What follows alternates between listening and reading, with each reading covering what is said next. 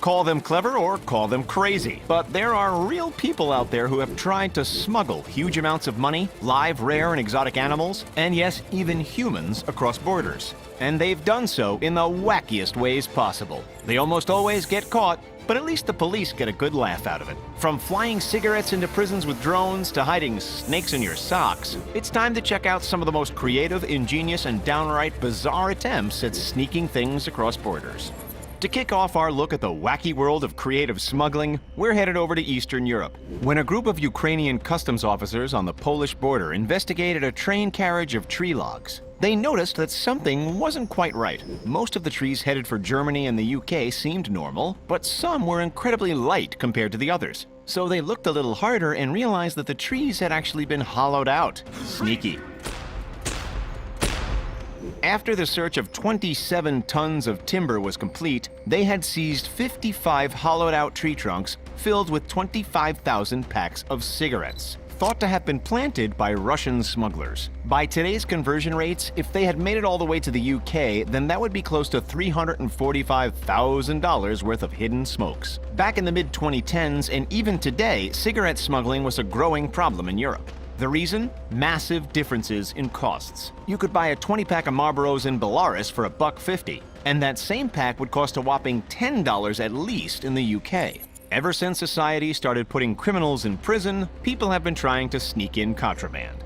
Money, cigarettes, ramen noodles, you name it, and it's been smuggled in. But now, with technology advancing rapidly, guards are faced with a new smuggling epidemic: drones. So why is this suddenly all the new rage with criminals? Well, for two reasons. One, because if the drone is spotted, it can simply fly away. And two, if the drone is caught, that doesn't mean that the person controlling it is caught. Worst case scenario, their hovering toy is confiscated. In December of 2017, over at the Motsqui Institution in British Columbia, Canada, someone used a drone to drop $26,500 worth of illicit substances and tobacco over the prison wall. That was in addition to the 41 drone-related incidents at federal prisons recorded between July of 2013 and December of 2016. It's not just in Canada, though. It's been happening in the USA, Australia, and even England and Wales.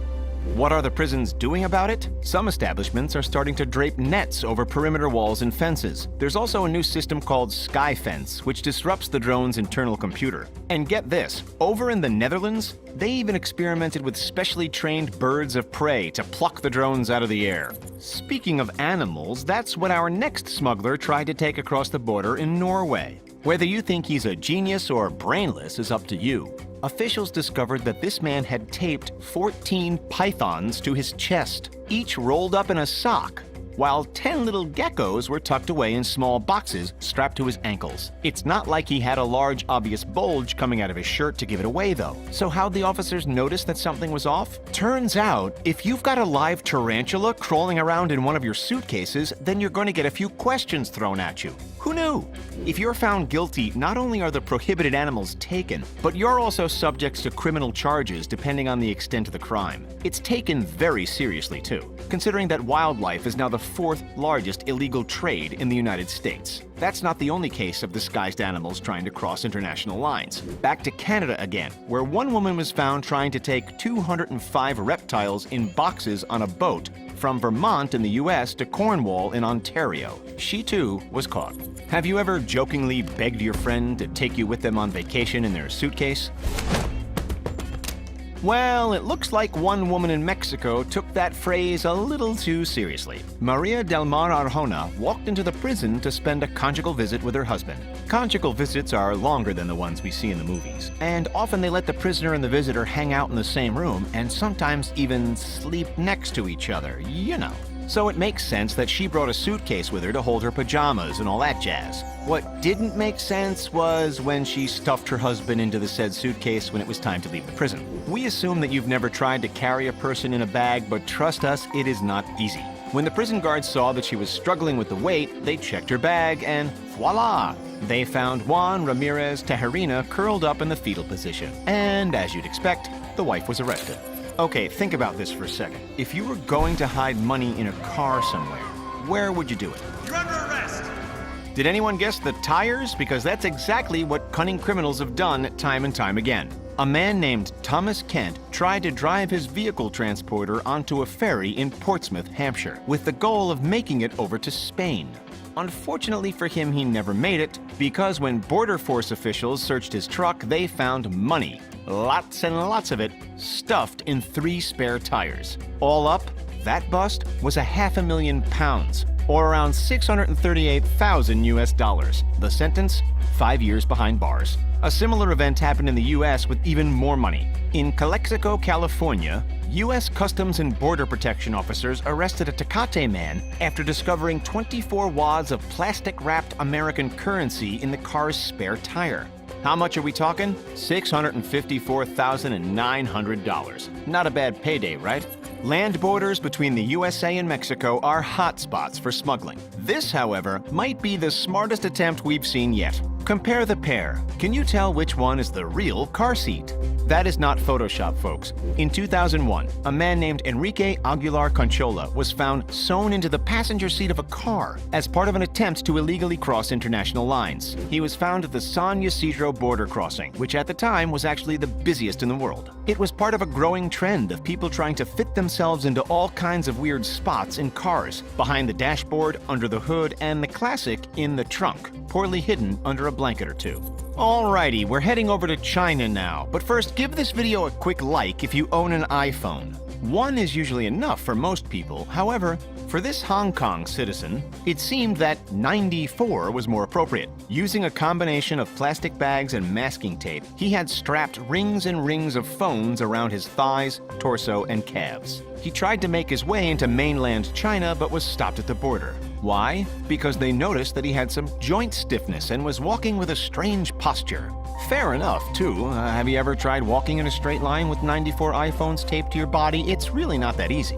This method of smuggling isn't new. It's known as a body armor smuggle, because evidently all of the items add an outer, almost protective layer to the person wearing them. These were iPhones 6 and 6 Pluses, the newest models at the time. Based on their price when they first came out, this haul would have been worth over $61,000. Smuggling something doesn't necessarily mean that it has to be on your body, though. Since the dawn of the mail service, people have been sending all kinds of illegal and questionable things in the post. Back in 2008, wildlife smugglers tried to mail 15 Australian leaf-tailed geckos all the way to Europe. In case you didn't know, your mail is subject to checking by the government, so be careful what you try to send to your pen pals. In this case, the officers at Australia Post discovered the animals hidden within hollowed-out books and photo frames. It wasn't just one shipment, though. There were actually multiple parcels addressed to the Czech Republic, sent from 4 different Australian cities. We bet that the criminals wished they knew of the consequences a little earlier, though. Wildlife smuggling in the land down under carries a maximum penalty of 10 years imprisonment and fines of up to $96,000. If you're thinking that a hollowed-out book lacked a little bit of creative flair, then our next wildlife smuggling attempt ought to tick that box. This is a Moroccan tortoise. Cute, right? Keep in mind that it's protected by an international wildlife trade convention, which, when broken, means fines of up to $56,000 or 5 years behind bars. Perhaps the man from Cairo, Egypt should have thought more about that before trying to sneak 3 of these critters into Germany through a Berlin airport disguised as, ready for this, pastries. From the outside, the package appeared to be for baked goods, but the contents didn't look anything like your typical chocolate cake. He claimed that they were chocolates, but come on, it doesn't take a rocket scientist to figure out that they're clearly not meant for a midnight snack. The animals were confiscated at customs and then placed under the protection of the border veterinarian. But why would someone want to smuggle in a tortoise or a turtle in the first place? Remember how we said that cigarettes were cheap in one place but expensive in another? It's exactly the same deal with exotic animals. According to the Wildlife Justice Commission, turtles can be bought cheaply for $22 in places like India and resold in places like Hong Kong for up to $400. Don't get any ideas, though? Need more of a pastry fix? Don't worry, we've got you covered. As a pattern starts to emerge, we've also seen massive amounts of cash hidden inside cakes. We've seen money hidden in cakes plenty of times before, ice cream cakes, cheesecakes, you name it, but this one takes the cake. One Italian man raised a lot of suspicion when he brought a Christmas cake into Germany back in April of 2015. Why?